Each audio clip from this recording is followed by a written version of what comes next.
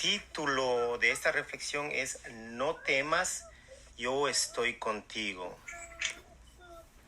No temas, yo estoy contigo. Jeremías 46:28. Tú, siervo mío Jacob, no temas, dice Jehová, porque yo estoy contigo, porque destruiré a todas las naciones entre las cuales te he dispersado, pero a ti no te destruiré del todo, sino que te castigaré con justicia. De ninguna manera te dejaré sin castigo. Bendita sea la palabra de nuestro Dios. Este profeta Jeremías tiene un papel tan importante ¿en qué? En la revelación de Dios y de sus propósitos que se cumplen en Jesucristo. Jeremías fue llamado a profetizar en las etapas finales del terrible periodo de decadencia del pueblo de Israel. ¿Qué hace Jeremías? Jeremías declara la destrucción venidera de todas las evidencias visibles y tangibles de la presencia de Dios con el pueblo. La destrucción de la tierra, de las ciudades, del templo, del trono de David. Podríamos decir la mayor crisis del pueblo de Israel y la destrucción de muchas naciones. ¿Qué sucede en este momento, hermanos? En este momento hay una crisis que afecta no solamente a un pueblo, afecta a las ciudades, afecta países. Es a un nivel mundial.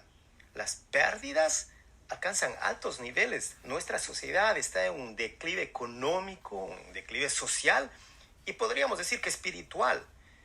¿Dónde está la iglesia? Es la pregunta. ¿Cómo está la novia de Cristo?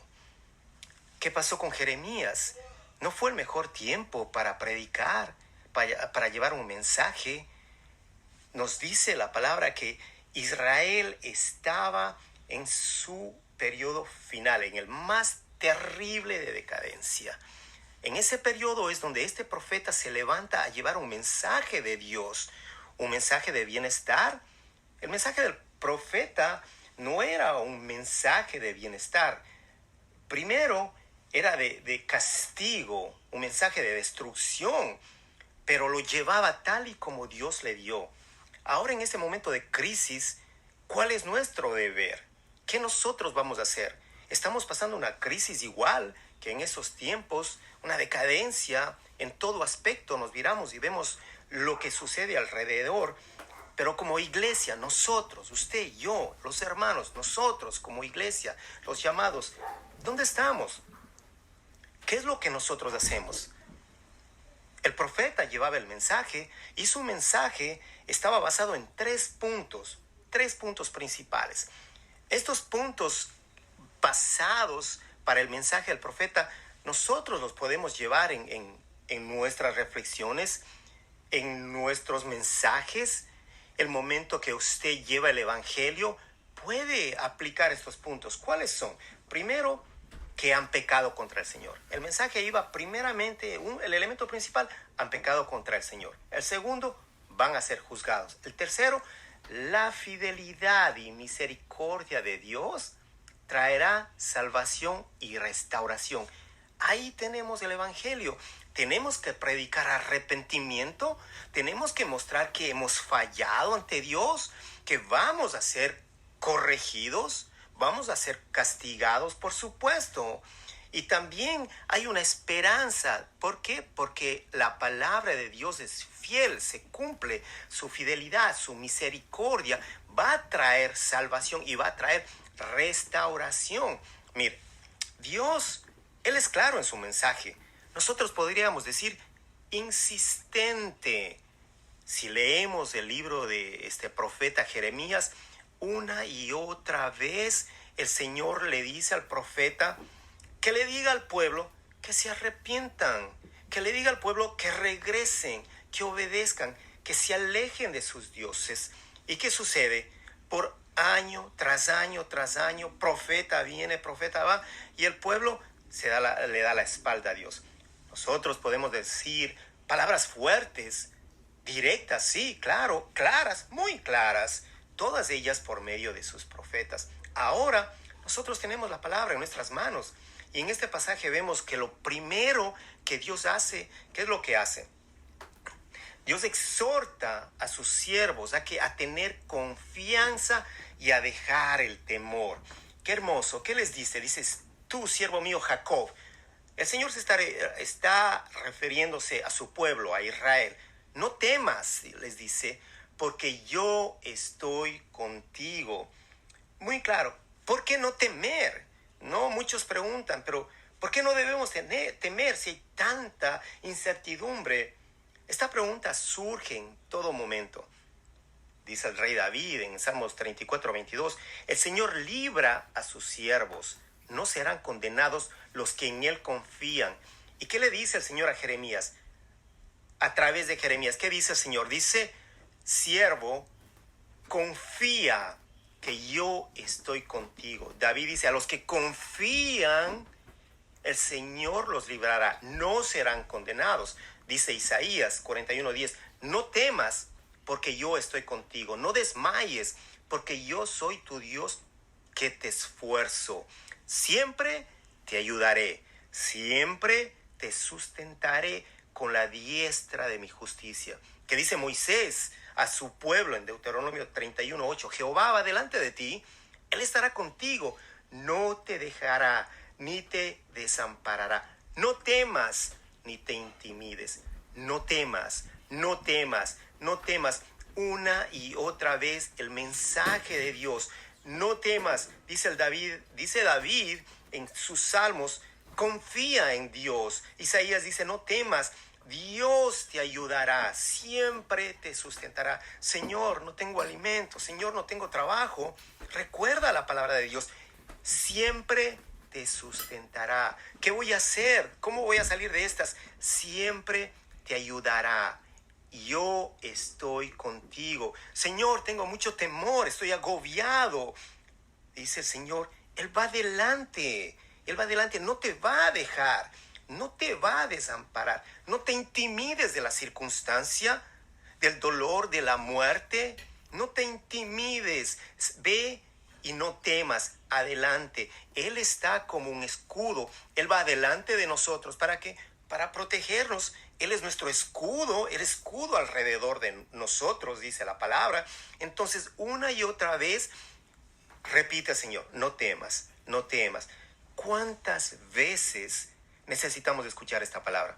Bueno, hermanos, nosotros la necesitamos escuchar todos los días. ¿Dónde? En la oración, en la lectura de su palabra, en la adoración, en su devocional. Necesita escuchar esta palabra. ¿Por qué razón? Porque Dios conoce nuestra naturaleza. Él conoce nuestros temores. Él sabe cuáles son nuestras debilidades antes de que llegue la adversidad. Él ya lo conoce. Hoy la gente está aterrada, hermanos, de algo que no ven. Entonces necesitamos acercarnos a Dios. Si nos acercamos más a Dios, el temor va a ser dispersado y vamos a poder actuar con diligencia. Entonces, ¿vamos a qué? A confiar y a creer en Dios. ¿Por qué confiar en Dios? La pregunta surge nuevamente, ¿pero por qué? ¿Por qué necesitamos confiar en Dios? Nosotros como cristianos sabemos por qué, pero muchos no saben y tenemos que tener la respuesta sabia. ¿Sabe qué? ¿Cuál es la palabra contraria a la confianza? La desconfianza. La desconfianza es la puerta que a la desobediencia. ¿Y la desobediencia es qué? Simple, es un pecado ante Dios. Desconfiar de Dios es pecado. Desobedecer es pecado. Pero ¿sabe qué pasa? Que esta desconfianza y esta desobediencia se van a enfrentar con la justicia de Dios. Y la justicia de Dios se encarga de destruirla. Se encarga de destruir el orgullo, el poder del orgulloso, la incredulidad, la maldad, la rebeldía. En otras palabras, castiga el pecado porque no puede quedar impune. Dios es santo. Y como Él es santo, justo, sabio, fiel, nosotros necesitamos confiar y creer en Dios. Les había dicho que el mensaje del profeta tenía 3 elementos por lo general.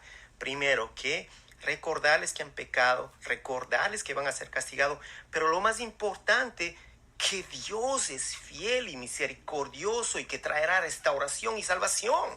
Entonces, algo que nosotros tenemos que agarrarnos de esa palabra. Dice primera de Pedro 1:17 para cerrar esta reflexión.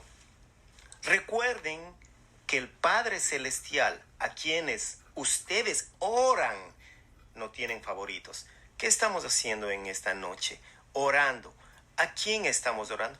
A nuestro Padre Celestial, al que está en el cielo, al que nos guarda, al que nos sustenta. Luego dice, Él los juzgará o los recompensará según lo que hagan. Póngale atención, según lo que hagan.